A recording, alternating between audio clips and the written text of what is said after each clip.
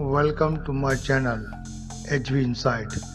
In this video, you will get the probable HSF interview questions and answers in English and Hindi, which will help the candidate who are attending the HSF officer engineer supervisor interview.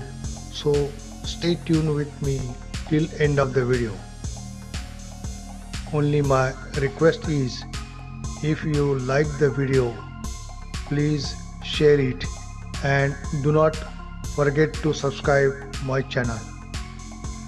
Hit the bell icon so that you will get the notification of my new video.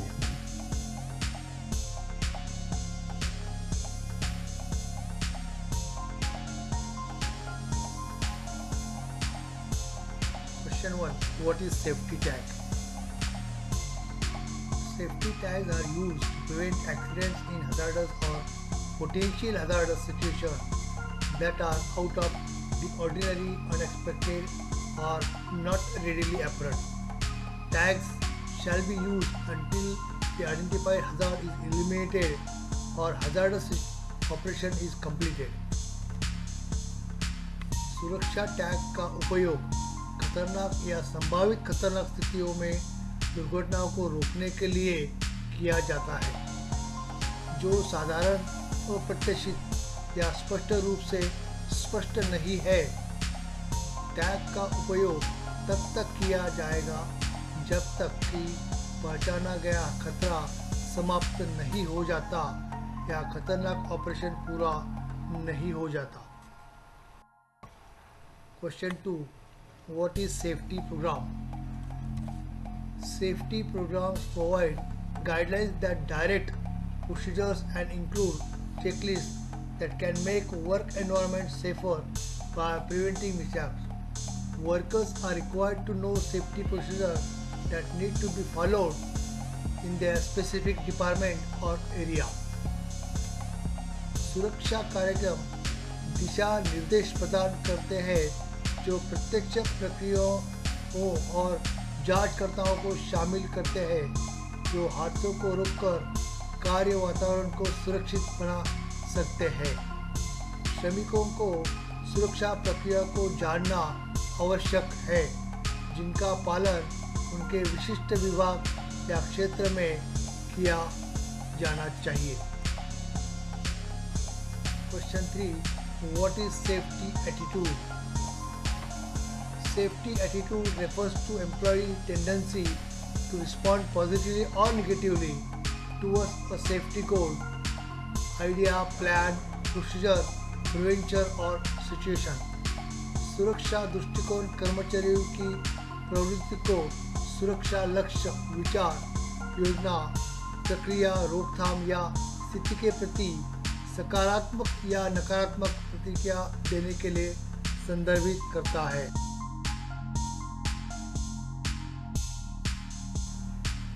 Question 4. What is emergency planning? An emergency plan specifies procedures for handling sudden or unexpected situations.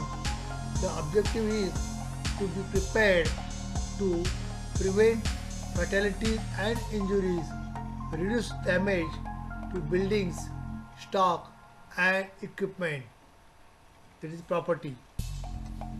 एक आपातकालीन योजना अचानक या अप्रत्याशित स्थितियों को संभालने के लिए प्रक्रियाओं को निर्दिष्ट करती है। उद्देश्य के लिए तैयार किया जाना यह है घातक घटनाओं और चोटों को रोक सके, इमारतों, स्टॉक और उपकरणों का नुकसान कम करे। Question 5. What is work permit system? Permit to work, that is PTW, refers to management system used to ensure work is done safely and efficiently. A permit to work system is a formal system stating exactly what work is to be done, where and when. A responsible person should assess the work and check the safety at each stage. The hazards are also mentioned in the work permit system. Permit to work PTW का उपयोग प्रबंधन प्रणालियों के संदर्भित करता है ताकि यह सुनिश्चित किया जा सके कि काम सुरक्षित और कुशलता से किया जाता है। कार्य प्रणाली के लिए एक परमिट एक औपचारिक प्रणाली है जिसमें कहा गया है कि क्या काम करना है, कहाँ और कब करना है। जिम्मेदार व्यक्ति को काम का आकलन करना चाहिए और प्रत्येक चरण में सुरक्षा की जांच करनी चाहिए।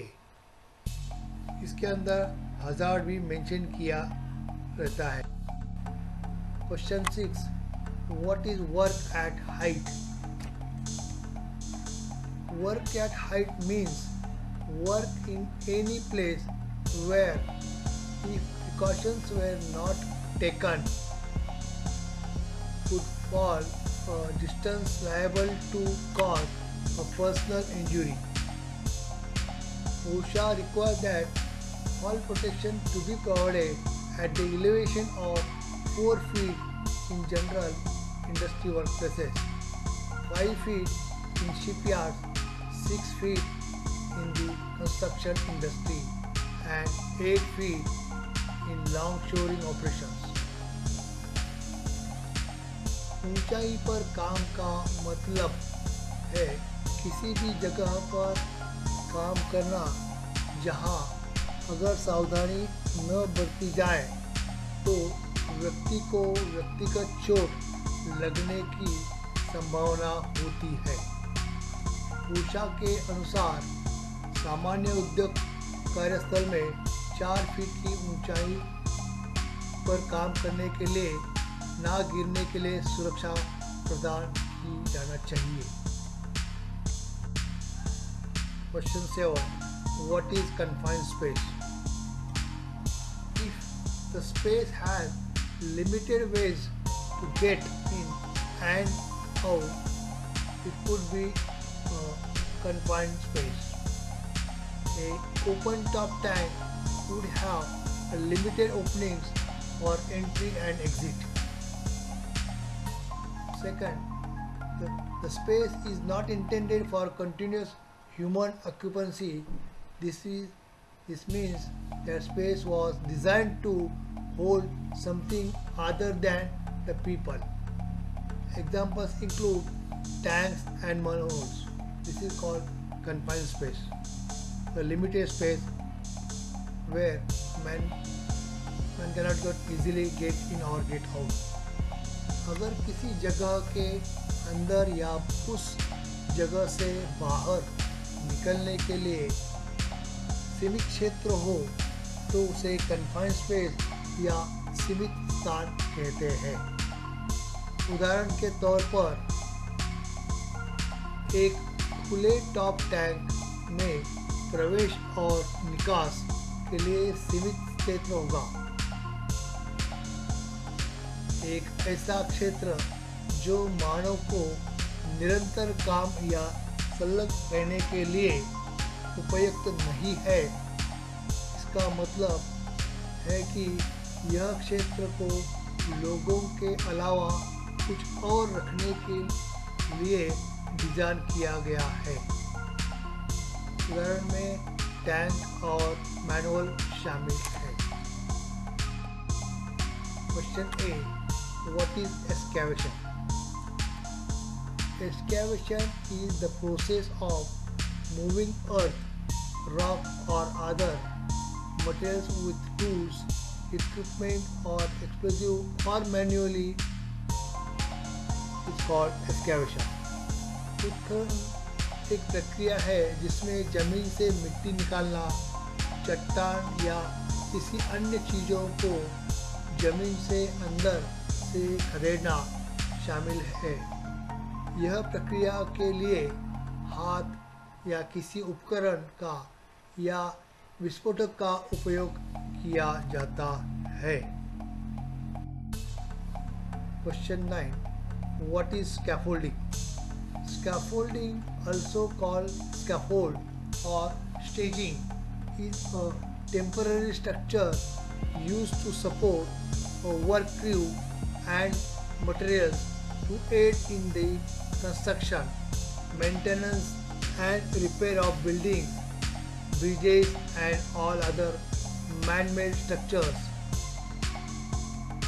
स्कैफोल्डिंग, जिसे हिंदी में मचान कहा जाता है, जो स्टेज मतलब मंच के लिए अनुसार बनाया जाता है।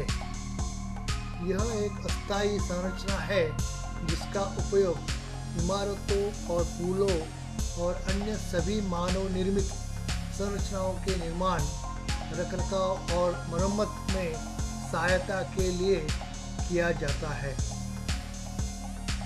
Question 10. What is welding? Welding is a fabrication process whereby two or more parts are fused together by means of heat, pressure or both, forming a joint as the parts. Welding is usually used on metals and thermoplastics. Completed welded joint may be referred to as a weldment. Welding एक निर्माण प्रक्रिया है जिसके तहत को दो या दो से अधिक भागों को गर्मी या दबाव के माध्यम से एक साथ जोड़ दिया जाता है। वेल्डिंग आमतौर पर धातुओं और थर्मोप्लास्टिक पर उपयोग किया जाता है। पूर्ण वेल्डेड जोड़ को वेल्ड के रूप में संदर्भित किया जा सकता है। Question 11. What is gas cutting? Oxy-fuel cutting is a thermal cutting process that uses oxygen and fuel gas such as acetylene, propane, MAPP, propylene and natural gas to cut through is called gas cutting. Oxy ईंधन cutting एक thermal cutting प्रक्रिया है जो oxygen और ईंधन gas जैसे acetylene, propane, MAPP, propylene और प्राकृतिक गैस का उपयोग करता है। Question 12. What is sandblasting? Sandblasting is a process of smoothing and cleaning a hard surface by forcing solid particles across the surface at high speed using compressed air. The materials used in sandblasting, whether sand or not, are referred to as a blast media. Sand, silica sand, beach sand, river sand used to be commonly used for sandblasting purpose, hence the term sandblasting. Sandblasting यह एक प्रक्रिया है जिसमें उच्च दाब वाली हवा का उपयोग करके सॉलिड कणों को एक कठिन सतह के ऊपर से उच्च गति से भेजकर सतहों को चिकना बनाते हैं।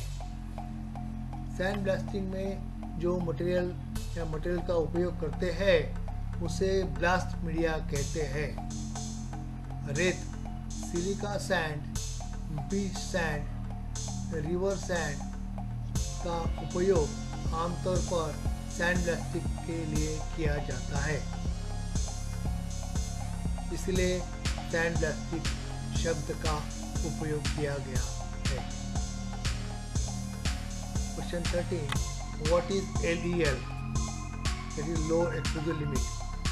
The minimum concentration of a particular combustible gas or vapor necessary to support its combustion in air is defined as the lower exposure limit, that is LEL, for that gas.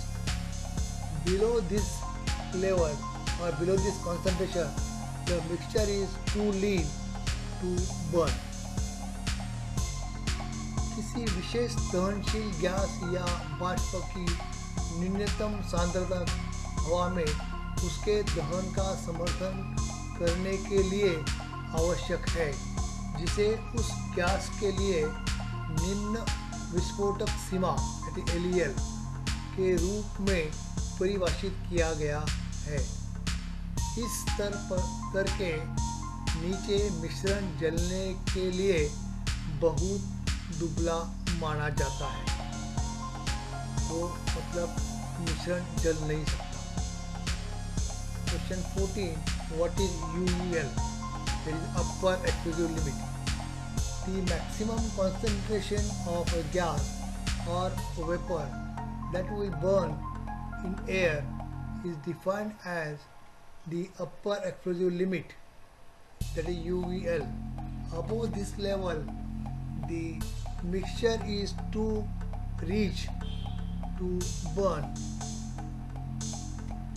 एक गैस या वाष्प की अधिकतम सांद्रता जो हवा में जल जाएगी ऊपरी विस्फोटक सीमा UEL के रूप में परिभाषित की जाती है। इस स्तर के ऊपर मिश्रण जलने के लिए बहुत समृद्ध होता है और इसमें वो जल नहीं सकता। Question 15, what is manual handling?